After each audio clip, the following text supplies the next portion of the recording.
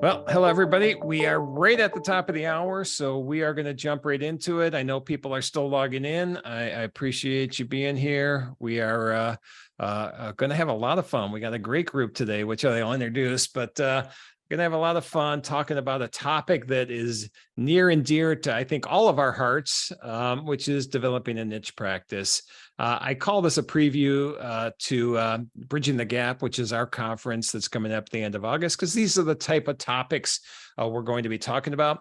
This is the third in a webinar series we've done on this kind of a preview. We did one a few weeks ago with Dawn Brolin, and then another few weeks ago with Kristen Keats and Elnisha Jones, this one, and then so August 3rd, you're hearing it first. August 3rd, we're going to have Amy Vetter and Hector Garcia on a webinar as well, where we're going to talk about personal branding for accountants. And so that'll be a lot of fun as well.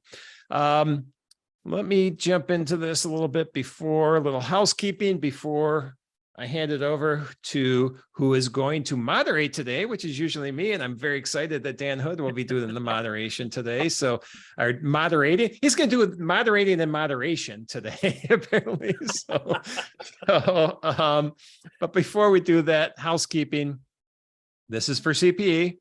We're going to hopefully be educating you very well. That's the goal. So because of that, CPE is available. I'm going to have 4 polling questions pop up.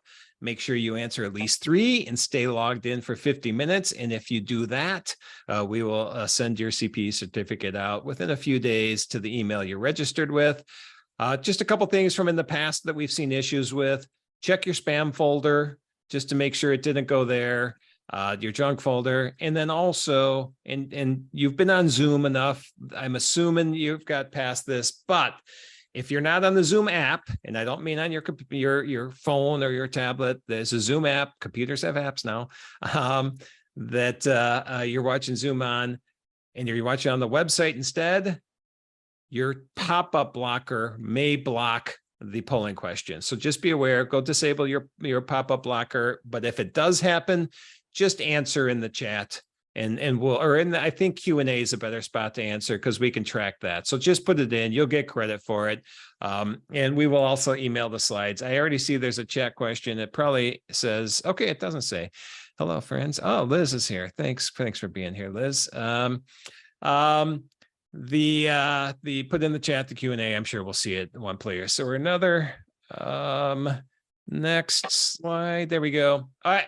I am obligated to say who we are because my partners are saying, Randy, you go out and educate all the time. You got to start telling people what Tri-Merit does since you got in front of a few people. So real quick, just letting you know, Tri-Merit is a specialty tax consulting firm. Tri-Merit is putting on this conference we'll be talking about in a second, but we're a specialty tax consulting firm. We help EAs, CPAs, bookkeepers, accountants identify tax saving opportunities for their clients. And really our goal is to make you the hero. You're bringing money and putting it back into your clients' pockets. And that's what we want to do.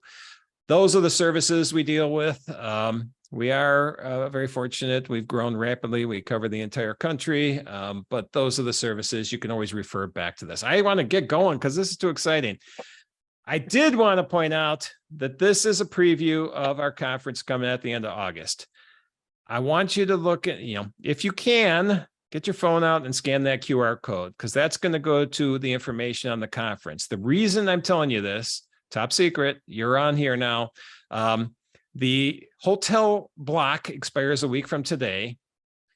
If you go on and you scan that QR code and you register for the conference before next Friday, you will get what we're calling the VIP package, which includes a registration for our pre-conference workshop, which is Monday, August 28th.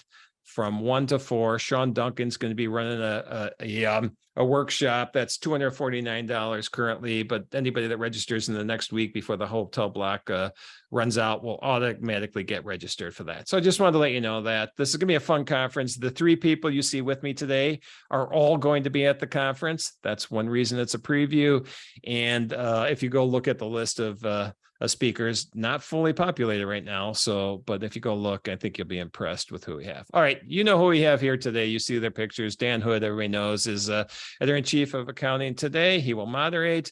Geraldine Carter is a business coach for working with CPAs and has one of the most listened to podcasts out there. And Josh Lance is one of my favorite people in the world. All three of these people are, but Josh Lance, if you've ever heard my podcast, I probably mentioned John Garrett the most on my podcast, and then Josh Lance is probably second because of the niche practice this he's built. So it's going to be a fun conversation. There's me. Who cares about me? This is what I do. That's enough of that. And I'm going to go off, stop share right now, because I want everybody to get back on the screen. And before we actually start our questions, I want to put up the first polling question, just because I want to get this out of the way. So alert, poll is up. Make sure you answer. Do you consider your firm or yourself more than a generalist, more of a generalist, or a niche expert? And obviously you can be both. You can have a niche, but also be a generalist. And I'll tell you, for me, before starting TriMerit, I was a generalist, for sure.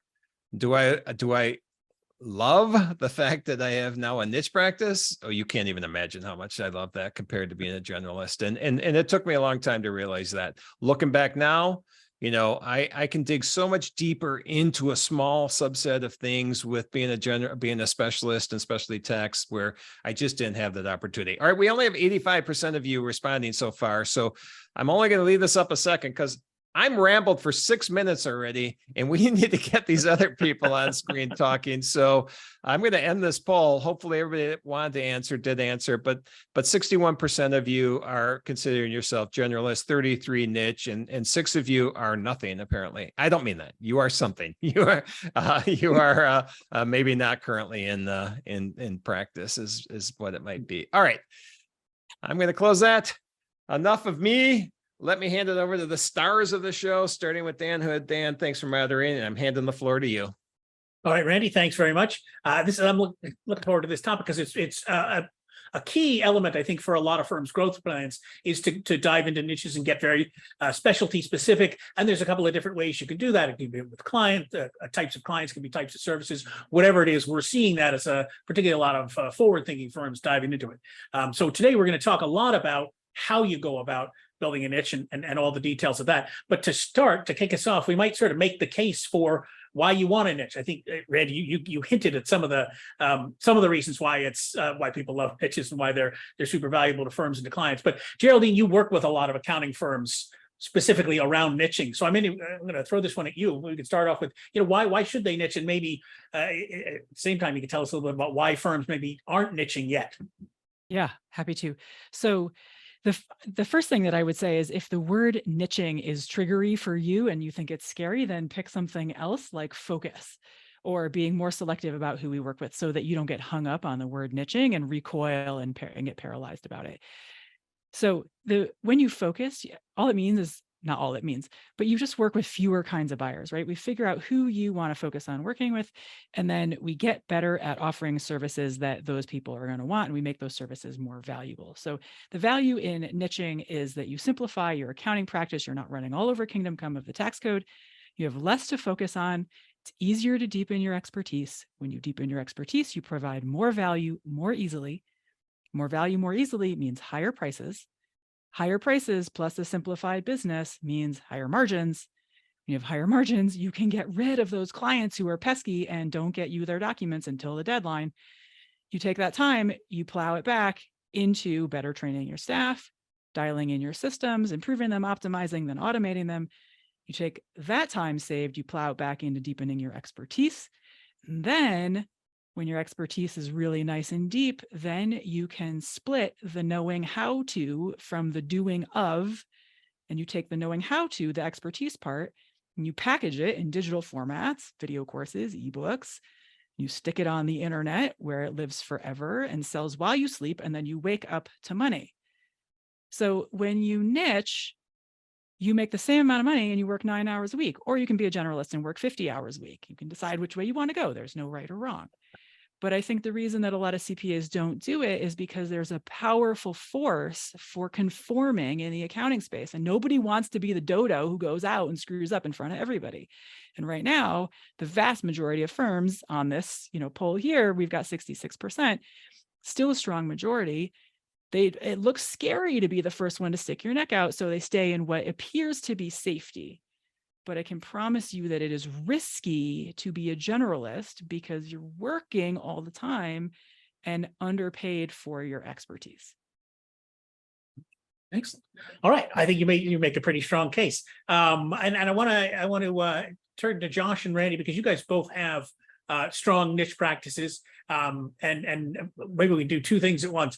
Start by telling us a little bit about the specifics of your niche practice, sort of what's involved, the services offered, typical number of clients, whatever kind of details you got for us. And then we'll get into why you specifically niched. So maybe Josh, you want to start there? Tell us about your practice. Yeah, so my practice, Lance CPA Group, we specialize in working with craft breweries. So we do client accounting services, we do tax, we kind of do the full service of what CPA firms do, but we focus in on craft breweries, and we've done that kind of since day one. And that was really kind of driven more so from a passion of myself. I was a home brewer. I like craft beer, but I also knew that what the power of niching looked like. And knew that, especially with the industry that I chose, that there is a lot of expertise needed to deal with the complexities of a craft brewery that are different than other businesses. And so, for me, it was really a driver of, knowing I could be able to deliver that service, knowing that there was going to be a whole lot of breweries coming on the scene. So this was 8.5 years ago, which was about the time where I'm from Chicago, where all these craft breweries were open up. And so there was definitely a need there. And I saw that need and saw that, having a strong set of expertise could set me apart from, the general CPA down the street who did a little bit of everything, right, and maybe didn't understand breweries or understand their peculiarities, and that really kind of helped me, and that really helped us kind of really grow our practice quickly as a result, because we were seen as a firm that's that specialized there, and other brewery owners talked to their friends and recommended us, and that kind of snowballed on us from there. Gotcha. All right, Randy, how about you? How did you? What's your niche, and how'd you get into it? So our niche is specialty tax. It is, and our services are, and I'm probably going to forget some of them, but R&D tax credits, cost segregation, energy incentives, which there's a bunch of them. 179D, energy efficient commercial building deduction, 45L, a credit for developers of energy efficient residential property, WOTC, work opportunity tax credit, ERC. We're not the scumbag ERC people. We're the ones that do it right. Sorry, can I say scumbag on my own webinar? I'm not sure. We'll tell you when you can't do what you can do on your show. When we get uncomfortable and start to leave, you'll know. All right. That, I guess I'll name one more service since I'm naming them all. Investment tax credits and production tax credits. And I'm going to put something out there. This is a huge opportunity none of you know about yet. It just came out in the Inflation Reduction Act. I'm out educating nonstop on it, but I'm not seeing a lot of press on it. This is an $800 billion tax saving opportunity that came. See, this is what I get excited about niche, because I get to dig deep into these things. 800 billion over the next 10 years compared to 100 billion for the R&D tax credit. So the opportunity is huge. If anybody wants more, ask me after this. We'll talk about it. So that's our next webinar. Yeah, exactly. So there's next one's Hector Garcia and Amy Veather. After that, we'll do it. So why did I niche? My answer is not going to be as exciting as Josh's answer. My answer is going to probably be more along the lines of what Geraldine said that we don't want to do, which was work the 50 hours a week or 80 hours a week. I was a generalist for 88. I started my firm as part-time. 91, my CPA firm, not Tri-Merit, I started full-time, jumped in. All right, boom, this is it. This is my career now. And as a generalist, I just took anybody on that'll pay me. You're going to pay me, I'm going to do your work. And so my services were all over the board. I had a I was working with Burger Kings. I was working with doctor's office, lawyers, hair salons, construction companies. I mean, all over the board. And so what happened to me, it was just too much. I was trying to help everybody. And at that level, you could be really good at certain things. You could be good at 1040. You could be good at partnership returns. You can't be good at every single aspect of all those industries. And so for me, it was to a point in time, and I hate saying this because, and I talk about burnout all the time, I got burnt out. It was just too much. I was too controlling. I was doing too much. I was working 80 hours a week during tax season, probably more. And it was just too out of control. So I ended up selling that in 06. Again, don't do what I did because you don't have to. There's so many things that you can do better than I did. And I've learned so much just from like Geraldine and Josh and people that, and you too, Dan. I mean, the fact you're out always talking about just ways that we help the profession is amazing to me. So for me, I kind of fell into the niche. It just, after I sold my practice, it kind of found me. I think that's a good point. And you can always cut me off, Dan. You're in charge now. So no, like I said, I'll let you know. I'll let you know when it's done. This opportunity just kind of fell in my lap. I knew R&D tax credits, and we started as an R&D tax credit firm. I knew them, but I was no expert at the time. And I just saw there was an opportunity. Everybody has an opportunity that comes in front of them almost daily. And we choose to act on it. We choose not to. And if you don't, that's fine. Not everybody needs to act on every opportunity. With this, I just saw that, man, it looks like there's an opportunity for somebody to go out there and attack R&D tax credits like a CPA firm would want them attacked. Fully documented, fully supportable, not playing the audit game. And so just saw that and thought, you know what? I don't have any income right now. Maybe this is a good opportunity to start generating income.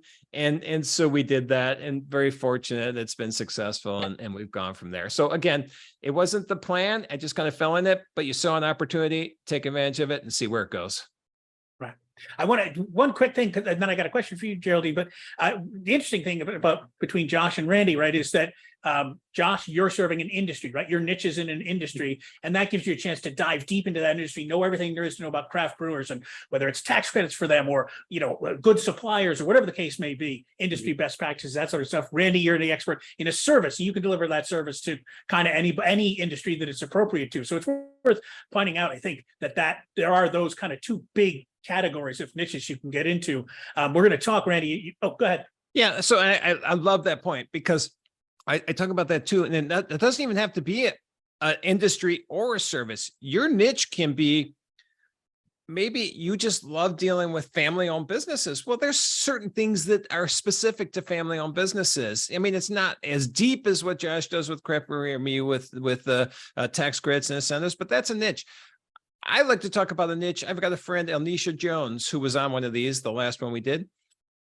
I define her niche somewhat as startups, but her niche is, she started her firm because she was a working mother and wanted to create an atmosphere where she could also take care of her kids and build a business. And so her niche is startup businesses, but I define her niche too as every single person that works with her is a working mother. And so she's got a niche employee, which I think is so cool too. So there's so many different ways you could define niche. Now, that's not as much on the revenue side and how you can be more efficient, but that is also something that she's passionate about. And I always look at niche as a passion as well. Sorry, Dan, back to you. No worries.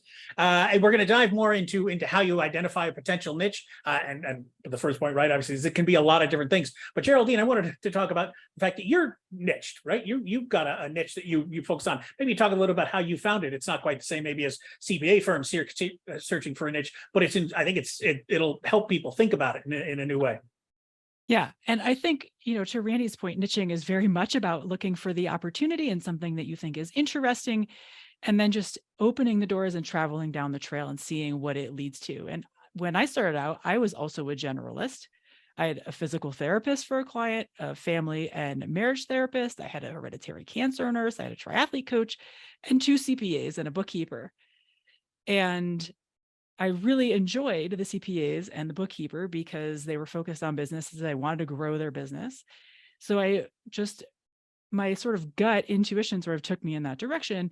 And then I realized that the bookkeepers were not quite my type. No judgment, just not my type. And I really enjoyed working with the CPAs. We got along super well. And I was fascinated by their businesses and why they worked so many hours. And so then I started having more solo CPAs, and then I had some firm owners come to me. And what I found with that was that I really enjoyed the smaller ones who had more independence, more autonomy than I did the bigger ones who tended to move a little bit slowly because a little more slowly because the bigger the ship, the slower it turns. So just by virtue of what I enjoy doing and being able to get clients the best possible results in the least amount of time, sort of led me to mid 6-figure solo single owner CPAs with small teams who want to stop overworking. And that's been a process of 4 years. It's not a light switch kind of thing. It's work with clients over a period of time, see what you enjoy, see what's working, and then just pour more gas onto what's working and shed the other things that you enjoy less. And you just get more and more narrow over time. Excellent. Now, I will say, and I don't know if Randy, did you want to throw in a polling question here?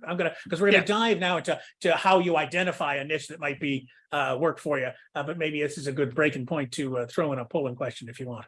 I agree. I was just thinking that too. You read my mind. All right. Poll number 2 is up. Poll alert. Poll alert. Are you looking to add a niche industry or service offering? Just wondering what people are thinking about. I assume a lot of you are, since you're on here, if you don't already consider yourself a niche practice. And even if you do, you can have more than one niche. Josh has 2 with the craft breweries and digital agencies. I have a friend that John Sensiba, he is managing partner of Sensiba San Filippo. Oh, I think they just changed their name to Sensiba. Yep. I'm not saying he has an ego or anything. They just changed it to one word. That's fine. It's shorter. It's more efficient. That's right. No, John has zero ego. He's one of the nicest people. But he talked to me years ago and said, hey, we don't jump into an industry unless we have somebody internally that's passionate about that industry. And if we do, then we will build a service offering around that person's passion. And so you can have more than one. They big firm, I don't even know what their revenue is, but I'm guessing they're, who knows, 50 million maybe. And they have multiple niches. And so you can definitely do it from that standpoint. All right.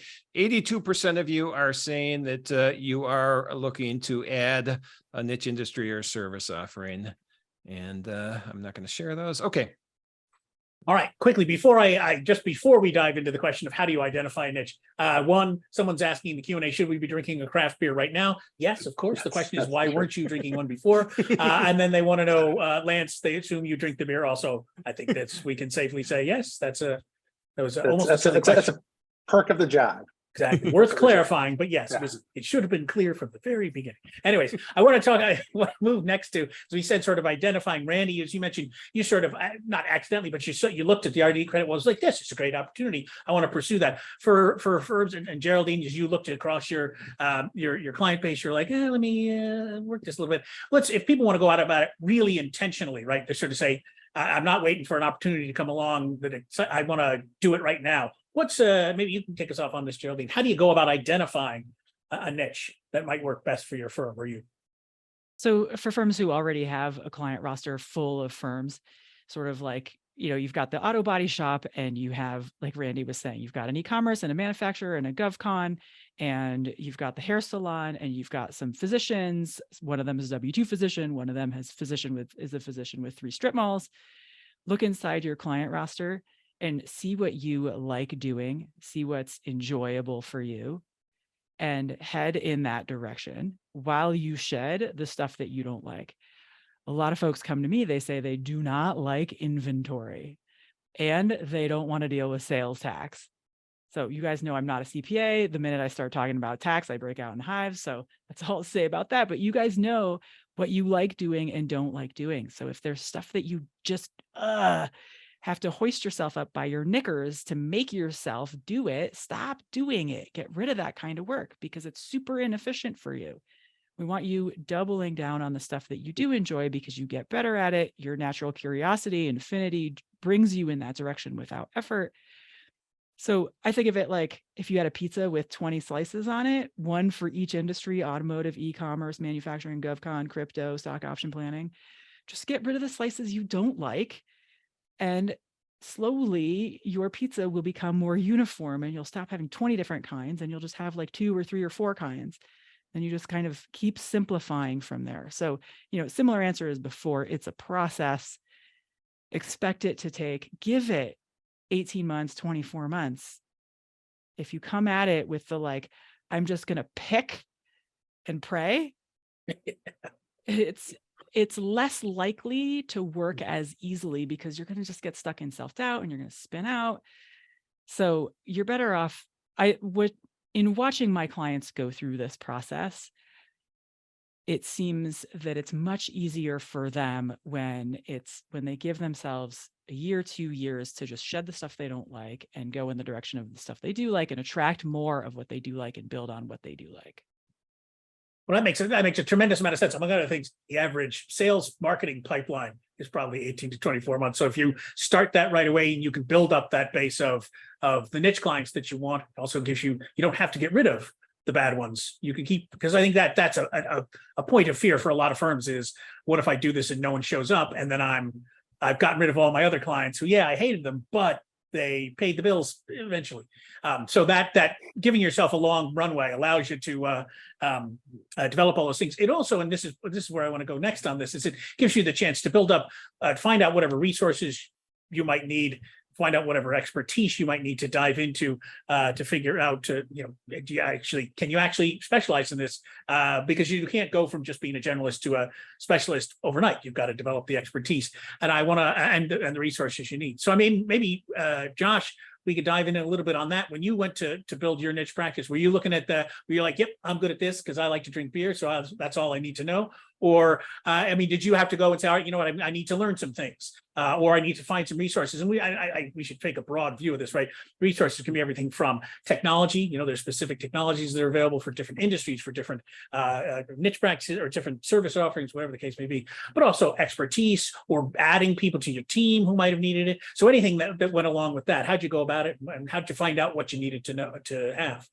Yeah, some of it stemmed from, before I even started my practice, I had a friend who was looking to start a craft brewery, and I kind of helped them with their business plan and kind of figured out, okay, well, what's different here? What are things that I need to know that may be different than another business? And, I've worked in a large CPA firm prior to that. And so I did work with large businesses, and but I knew there was going to be specific things that were going to be different. And so as I was helping kind of craft his business plan, I learned, okay, there's a whole host of regulatory things that I'm going to need to learn about and know about, and different regulatory filings are going to have to happen.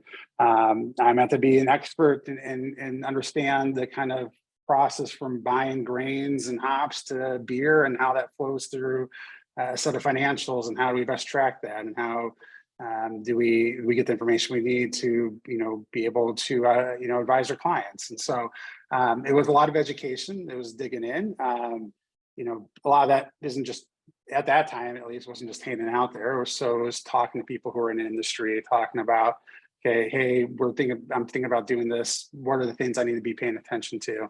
And I think when you start to talk to other people who are in that industry, whether they're brewers or they do professional services in that industry or vendors in that industry, there's just a lot of knowledge that they're willing to share. And I think that was a huge help for me as I got started. And then as we kind of grew and expand, it was not only how do I gain that knowledge, but get that knowledge and pass it through to my team, because if it just resides in my head, then that's no good either. And so, so I would send my team to craft beer conferences and things like that, where they would sit in sessions where they learn about what's going on in the craft beer industry beyond just the dollars and cents of it. But like, how do you market with a craft brewery? What are the regulatory concerns that a craft brewery has, and things like that. And so you really need to get into that industry and get in deep into that. Because that's where you really start to learn, and that's where you gain your expertise. And we really wanted, if we're going to work with craft breweries, be seen as an expert in craft breweries, and not just, oh, we want to work with craft breweries because it's cool and fun. Because there's been firms who've come and gone who have done that, because they didn't go through the process of saying, okay, what do I actually need to do to become that expert?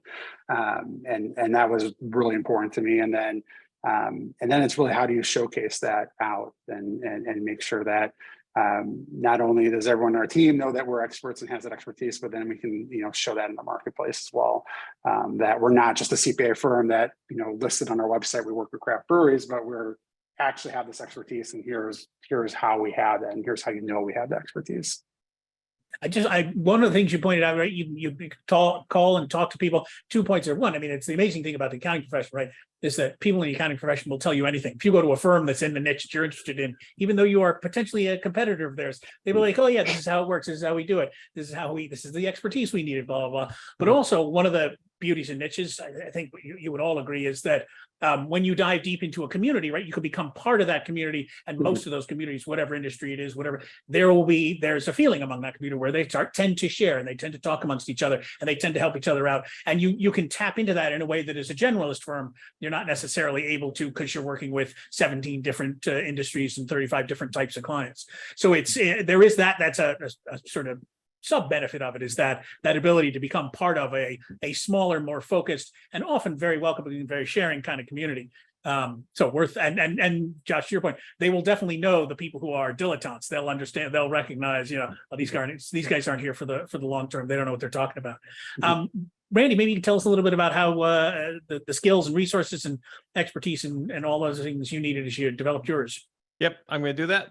But before that, because this is what I do, I go on tangents. That's my thing. We're not doing a polling question.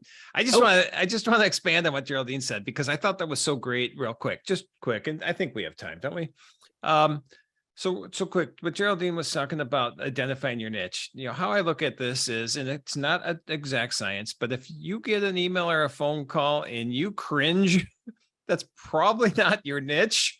If you get an email or a phone call and you're excited to talk to that person, now maybe a personality thing, but it also, that may be your niche. So that's an easy way to start to identify. I like doing this. Find your passion.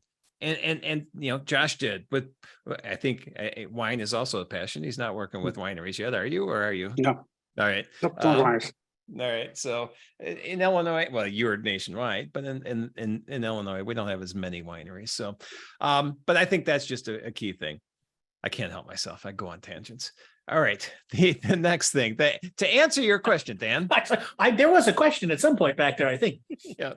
Yeah. So for us, this was a brand new business. And so we had to start from scratch. And so it's a little bit different. We weren't like trying to build this existing firm into a niche firm. It was like we had to go from day one. And it was pretty specific, R&D tax credits only. And this was a fairly new industry at the time. We started in 2007. In 2001, some major changes happened to the tax code that started this industry popping up. And we're very fortunate from a standpoint that I can't think of his name right now, an individual that wrote, we called it the Blue Book on R&D tax credits. And everybody that came to work with us got a copy of the book, because that was a huge resource for us, because this was brand new stuff. And so we at least started from that standpoint. For me personally, I'm a CPA. I can understand tax code, and I love the fact that I don't have to understand, stay inside my window here, this tax code. I get to understand that tax code. So I personally started digging into the tax code, and it'll go in different ways as well. But for the most part, I get to stay in this small little area. But I'm not an engineer. R&D tax credits, you qualify based on analyzing what somebody's doing from a technology standpoint. So day one, we knew one of the resources we needed was engineers. We needed people with technical knowledge. Luckily, my partner who came in a few months after we started was an engineer. So he was able to do that. He was able to go out and do that. So we did that. And he was able to bring in more engineers from that standpoint. I honestly, in 17 years, probably haven't billed $1 of my time, even though we don't bill on it at the time. But because exactly because of that. When you look at technology, there was no apps available, no applications, no software available for us to analyze an R&D tax credit opportunity. So we had to build that. We build it with Excel and Access. Now, in the time from since we started 16 years ago to now, I mean, there's technology to help you with just about everything, and especially with AI now. And there are companies that develop now software packages to help you identify R&D tax credit opportunities and that. So we're actually looking at that. We're looking at developing our own, but for us more so it was just what are going to support us. So we looked at that, what supports our firm. And as we've grown, Salesforce has probably been our biggest technology tool we use. It from a CRM standpoint, it actually runs as a project management tool for us. It actually does marketing for us. It tracks everything. And so that's just evolved over the years. But technology that we use for our work is still self-made. Is what we do. And so, I think that's the biggest thing is just identify the skill sets that are, if you don't have all of it, figure out a way that you can supplement that. And you don't have to be the experts. Geraldine already said this. You don't have to be the expert at everything. I could have at the time, if it was just me when I started the R&D tax credit firm, I could have outsourced the engineering part of it. I could have found engineers that go analyze that. You can outsource anything. Stick with what you're excited about, stick with your knowledge base, and outsource the things that you're not. And so that was, I think, key for us as we've grown. Although everything's internal now, but we've never really outsourced, but we could. Excellent. All right, Geraldine, because you work with a lot of firms and you walk them through this process, I'm going to give you two choices. You can either tell us how firms in general should go about figuring out what resources they should be looking at, how they can scope out their needs and their capabilities, or you can just tell Randy and Josh what they did wrong. It's up to you. I'll give you that option. Either way, we can do a critique, or you can take maybe the broad approach is probably better. Yeah. So the other piece in here too is the money of it, right? And what happens when you niche, what actually happens to the money and the margins. But to just to address the question of like, how do I start? Because I think that's such a common question. And the thing is that people are in different places. So where you start depends on where you are. For most of the people who I work with who have what I would call a full practice, right? They're already brimming. You have the advantage of having a bunch of expertise under your belt. You have a bunch of clients already under your roof. So you have a sense of what you like and what you don't. So that, if you start with that advantage, you look at your client roster and you're like, all right, do I like the blue collar, the white collar, or the fur collar, right? And you can just break it out that way. And, the blue collar is the HVACs and the trades and the construction and the plumbers and the electricians and so on. And if you like working with those folks, awesome. They so badly need your help. They tend to they don't want to ever look at a spreadsheet ever, right? They don't know how to understand their money, even though they can. But you guys know this, they just do bank balance accounting. They look at the money and they're like, great, there's 50 grand in there. I'm going to go buy a boat. And you're like, whoa, that's a lot you need to park some of that aside for taxes, but they don't know the difference. Right. And then they come back around in April and they need to sell their boat to pay their taxes. And they're like, why didn't you tell me? And it's because the CPA is too busy to figure out how to offer a service that provides guidance all year long, because people have lives all year long. And there's a lot of value there that's being missed out on. So if you like the trades folks and you have a bunch of them on your roster, talk to them. Like Josh was saying, go talk to your people. They will tell you where they're struggling. They will tell you what they wish they had instead of what they do currently have. They will tell you where they're frustrated. They will tell you where they lack clarity. They can tell you where they're nervous about money. And that's what you are looking for, is the places that they have money and tax concerns that are not being addressed, because there's probably, I would almost guarantee that there's nothing in there that you cannot handle, right? Especially for the multi-6 and early 7-figure businesses, you're not going to come across anything that you don't know how to figure out. So if you like blue collar, go blue collar. If you like white collar, awesome, go white collar. If you like the lawyers, go for the lawyers. A lot of people don't want to touch the lawyers. Right? So just go where you like it and where it feels easy for you, and talk to the lawyers about their trust estate law tax and figure out what they need. There's a whole different kind of accounting that you guys know about that lawyers need. So figure out the things that you like. When you have a client roster already, you have all that experience, use it to your advantage to help you figure it out. And if you're on the newer side, you're going to be doing a little bit more guesswork, finger in the wind.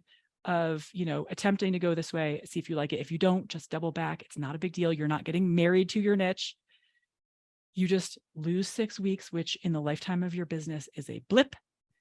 So don't worry about it. Just go exploring. But I think the worst thing that you can do is stay stuck and paralyzed and not make a decision. You cannot steer a parked car. And as we say, six weeks isn't that long, and the 18 to 24 month process you talked about gives you plenty of time to figure things out, retrench, go back and start over again if you need to. I want to dive into a little bit about how you go about building a business, but Randy, I don't know if now is a good time to for another polling question. It is. Look at you. You running the show and doing a great job. All right. All It's the right. only skill I have. So All right. Poll question 3 is up. Is there an industry or service offering you are more passionate about than another? And I assume, boy, these numbers are going high with yes. So obviously Excellent. people already know they have a niche they'd rather be working with, even though only 33% said they had a niche practice or whatever that number was. So I'm going to leave this up. In fact, we've already got the same percentage answering as we've had on the other 2 polls. So I'll give you like 2 seconds here because I want to move on. I'm going to end the poll right now. And we have 91% say they have an industry or service offering that they are more passionate about. I think that's awesome. that's very cool. Let's hope it's not all the exact same industry, that they're all really excited about used cars dealerships. Let's assume you've gone through the process of identifying the niche you want to work on. You've figured out the expertise you need to have and whatever resources you may need in terms of software or industry understanding or benchmarking, whatever benchmarking tools, whatever you might need. Let's assume you've done all that and you want to go about and start building up your business and marketing. And some of it, Geraldine, to your point, will come from clients you've already worked with because you identified maybe a niche that you've already got in-house, but it's just not your primary focus. And so you'll have some of those. But let's look at how you go about building up business either from scratch or from an internal base. And maybe we could start, Josh, if you want to talk about how you went about finding your industry base, and then we'll get Randy to go, and then Geraldine again, you can tell them how they did it wrong. Yeah, so for us, it was finding out where are the people who are opening breweries or ran breweries, where are they going, what events are they going to, what social media channels are important to them, and spend our time and our marketing, our efforts in those areas, right? So, joining for us, like joining a BNI group or a Chamber of Commerce group wouldn't have been a great fit for us because our brewery clients weren't going to be there, right? That's not the place they were going. Where they were going is being at industry trade shows and conferences and things like that. And so showing up there and being a participant and that for us, we didn't have like a booth at these conferences or anything like that. It was really being there and rubbing shoulders and asking questions and striking up conversations and things like that. That was helpful. Having our marketing efforts on our website and how we interacted on social media and the content marketing we do, all being very specific to that niche, because we wanted those people who ran breweries to find us and do that. And then like working with things like vendor partners. So one of the things that we work with a lot with craft breweries is with like brewery management software, because it has a lot of good information breweries kind of need it to run, but it also has information we need as accountants to do what we need to do too. So talking with those software companies and kind of even prodding them along to say like, hey, you should really invest in kind of an accounting channel. Because we're going to have hundreds of brewery clients that are great potential fits for you, and need what you're selling. And on the other flip side of that, right, like we're going to be a good resource for you as well. And so it was kind of doing a lot of that legwork. We didn't do traditional marketing in any sense of the word. It was really just going to figure out, okay, where is our prospective client and how do we find them? And we even did that by showing up at breweries and grabbing a beer and saying, hey, is the owner around? And have a chat and talk and just say, hey, this is what we do. This is who we are. That's of any interest of you, let us know. And that worked well too, because a lot of times that owner was trying to do their own bookkeeping account and they were pulling their hair out, or they had a CPA, but then they didn't understand industry. And it's like, oh, you understand what's going on. Like you can talk my language. Great. Like this is going to be a good fit. Yep, I'm going to go. I'm muted. No, Randy, I want to bring you in a second, but real quick before you, Yeah. first off, obviously someone had to be muted and then try to talk while doing it. So I took that bullet for everybody. But Josh, a quick question for you. Have you found that your process of finding new clients has changed? Like, I mean, you're now established as an expert. You probably, when you go to conferences, they probably know you now, as opposed to, have you found that how you find clients has changed? Is it easier? Is it a different method, or is it pretty much you're still going out to breweries and you probably go out to breweries anyways, but I mean, is it changed in any way? It has, yeah. Like, so, going to conferences and kind of rubbing elbows and talk to people there led into us getting speaking slots at those conferences and be able to talk and show our expertise there. There is a lot more referrals that we get from just other breweries because they talk a lot. They're a very close-knit community. And so there is a lot less of trying to do like a cold outreach to a brewery, because right now we'll work with a brewery and they say, hey, like I was talking to my friend that runs in their brewery in Nevada, and they really need help. Can you help them? Can you work with a brewery in Nevada? Oh yeah, we can do that. It's no problem. And so there's a lot more of that kind of referral that happens there because they've seen the expertise that we're able to provide. They've gotten value from that, and then they tell their fellow brewers that they know about us as well. And so there's a lot less of the kind of, I would say more like the hustle mentality or the kind of scratch and claw in there that you try to do at the beginning, and more of just establishing and maintaining those relationships and trying to provide as much value as we can to our existing client base, because that pays forward when they talk to other breweries that aren't getting that same value from their accountant or CPA. Next. All right, Randy, how about you? Yeah, so very similar to Josh, show up where the potential clients are. For us, though, we decided the clients weren't the end user. It wasn't the manufacturer. It wasn't the engineering firm. We decided the clients were the tax preparer. So it was the CPA, it was the EA, it was, whoever was working on the tax advisory for that client. And so, we started just firm by firm, let's meet a firm, let's talk to them, let's educate. There was a lot of misinformation on the I was going to say ARC because there's a ton of information on the ARC right you now. Would not be wrong, yeah. On the R&D tax credit, there was a lot of misinformation even then on that. And so, and there was a little fear on it too, like, oh, I haven't told my client about this. I didn't know this was there. I didn't know, is this opportunity real? Is this, all this was out there because it was a fairly new industry. And so we started by just educating firms, and then we realized, but that was one to many. We could even do more of a one to many. And so what we did is we became a preferred provider for CPA associations, which is, a vetting process. They had to prove you. You had to show that you knew what you were doing, that you understood the profession, you understood the industry. And so what we started to do then is go to the associations. And then as it's evolved, it's not only associations, we've now start just going to conferences in general. We were at your conference, which was awesome, Dan. We're at Engage, Scaling New Heights, QuickBooks Connects, the interesting thing about those is an audience we see at other associations, but it's not the same people, because the associations is the same group of firms all the time. You build a strong relationship there. But then it's cool to go to these other conferences because you see the same people in a different setting then, and you strengthen your relationships. And the hardest thing, if we just went to a manufacturer to sell an R&D tax credit, we probably could do it fairly well. When we go to the tax preparer, we could do it well, but it's a longer process. It has been for us traditionally, because you have to build that trust before they're going to give you their number one asset, which is their clients, because, we're representing them at the client. So you have to do that. You have to show you have your knowledge. So from that standpoint, I've always had a mantra of share my knowledge. I'll tell everybody about R&D tax credits and all the other services. I'll tell them everything they want to know at any time, and do that through webinars, conferences, articles, the podcast, the conference now. And I feel, now I know Geraldine already talked about selling some of that knowledge. For me, it's sharing this knowledge because that's how our business comes in.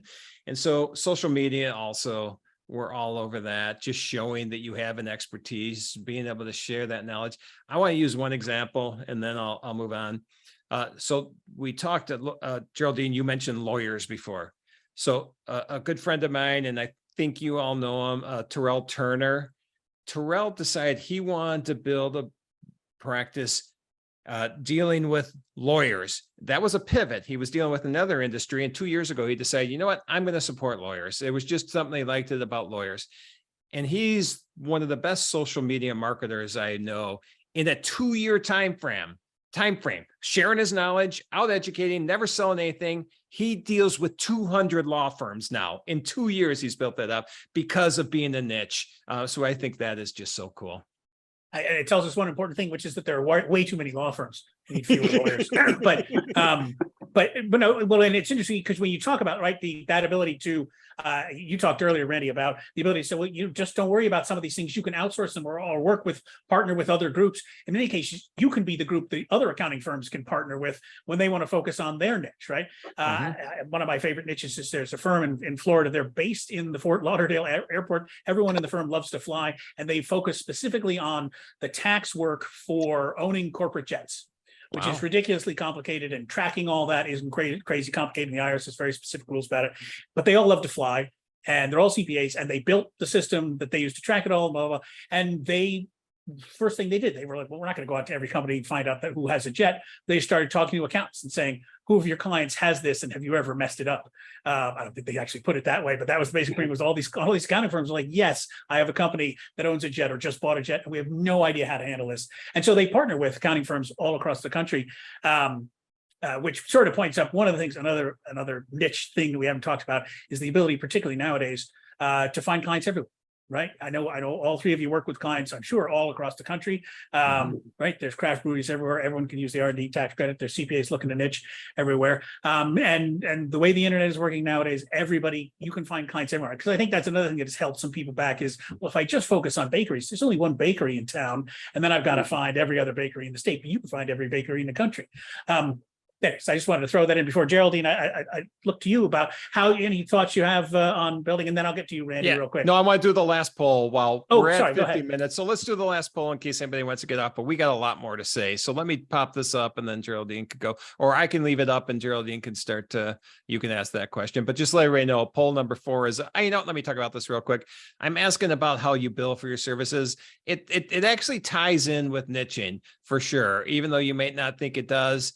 Because I'll tell you, for us, we value bill pretty much everything we do.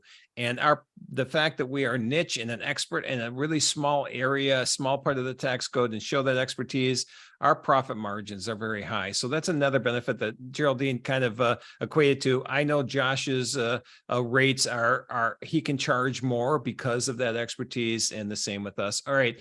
We're at 82% participating. I want a couple more people to respond to this, but I want to close because we do have more information to share here. Sure. All right, I'm going to answer right now. Just let you know. Times 43%, value is 39%, subscription is 4%, and other is 13%. I'm going to end the poll. So that gives you an idea. Most of it is 43 time, 39 value. That's edging higher, or the value is edging higher. That it's usually you see like a third to more than half. So that's those numbers are moving in the right area. And I've never seen subscription on a poll like that. So it's good to see that it's at 4% already. Very cool. Yep. But Geraldine, I wanted to get your thoughts on how to build a niche business, niche practice. So if I may, I'm going to pick up the pricing piece and the transformation piece, because I think Randy brings up a really good point. And also, I had Josh on my podcast last year, and he was gracious enough to talk about some actual numbers. And what I see for my clients when I ask them to run their margins by service line, so we separate out tax, non-niche accounting, niche accounting, fractional CFO, and consulting work and other, is that margins on tax are the lowest, usually in the teens, non-niche accounting, usually in the 20s, maybe in the 30s, and niche accounting in the 40s. So that's, and I see this time and again, 40s goes on up to 60. I have some clients who have margins up into the 60s and even in the 70s for niche accounting. So the thing that I like about working with CPAs is you can just show them the numbers and they get it, right? Because that's how all y'all think. So it's not like working with a physical therapist where I could show the numbers and she's like, I don't care, right? So, I mean, she doesn't. Anyways, so just know that when you, one of the key benefits of going into your niche is that your margins will go up. And I see it across the board for my clients because it gets simpler, gets easier, you provide more value, you charge more money. And then it makes pricing so much easier. And the folks I work with, they have ongoing monthly pricing, so their MRR gets more steady and more predictable. And then it becomes so much easier to sell because they know the transformations they can provide for their clients, because they can talk to you, in Josh's case, a brewery, they can say to a business owner, for people like you, I can't say exactly what's going to happen, but when I work with people like you, here's what they've been able to do. So you can provide some reasonable estimate or expectation of what outcomes are for the price that you're charging. And you get out of like, well, I have no idea what's going to happen, but will you pay me money? So that just that second angle doesn't work nearly as well. And when you get into transformation for your clients, both financial transformation and emotional transformation, going from being stressed out and strung out about money to feeling confident with your money, that's enormously valuable. And you get out of selling the services and doing the work and the day-to-day and the toil and the minutia and the stuff that drives you mad. So if ever there's a plug for niching, I don't know how to make it more strong than that. And Nice. if you want to know how to go out and build it at the end, I mean, don't overcomplicate it. Just get started. You already have everything that you need. Excellent. All right. Listen, we've got 3 more minutes. So I'm going to do this last question as just a lightning round. Each of you just give us one piece of advice, as pithy as you can make it, that you would give to firms that are interested in getting into a niche. And Geraldine, I'll let you go first. Yeah. So just pick one of the doors that's in front of you that seems the most appealing. Walk through it for 3 months and just explore. Excellent. All right, Josh. I would say find something that you're passionate about because you'll have the ones who on your end to invest in that niche and get excited about that niche. And I think that definitely pays dividends in the long run. Excellent. All right, Randy. I have to be as short as them. No, I will. Well, I can be honest, you were both much shorter than I. You followed the directions perfectly, almost too perfectly. I assume when I say really quick, people go, I'm going to talk for 2 minutes then. But you guys are awesome. Right, you can be very on good. any webinar I ever do. Randy? Well, what I was going to say is just start. One of the biggest things I see is that people get scared. They're afraid. I'm not going to have all the answers, so I can't have a niche because I don't know this about that industry, that about that industry. You can find all those answers. You can find some people to help you with it. So don't let this little teeny pain that you might not know everything stop you, because that long-term gain, we'll all vouch for that. That long-term gain there that you will be missing is tremendous. So just do it and don't be afraid to make mistakes. Absolutely. I think that's great advice. In general, Geraldine, great advice about taking the time to do it, to spread it out over time, so you can make mistakes if they happen and recover from them, and on time you won't have gotten rid of all your audience, or all your clients. So that's fantastic. All right, with that, I think we're just about near the top of the hour. So thank you all for joining us, and thanks to Josh and Geraldine, and particularly to Randy for hosting us. We're all looking forward to seeing you all hopefully in Chicago at the end of August. Thanks, everybody. Thanks, Dan, for running. Thanks, Geraldine and Josh, for being here. And just let everybody know, this will be up on YouTube, usually same day, but I'm guessing it's going to be tomorrow. So if you want to look at this again, or you want to share it with anybody, you click on YouTube. And again, this is Bridging the Gap. If you sign up, before next Friday or by the end of next Friday, we're going to throw in that workshop on Monday from 1 to 4. It's going to be a great time. All 4 of these people are there. All 3. I'm a people too, but the 3 others are going to be there, and we're looking forward to seeing everybody. Thanks again. Thanks to all 3 of you. I had a great time.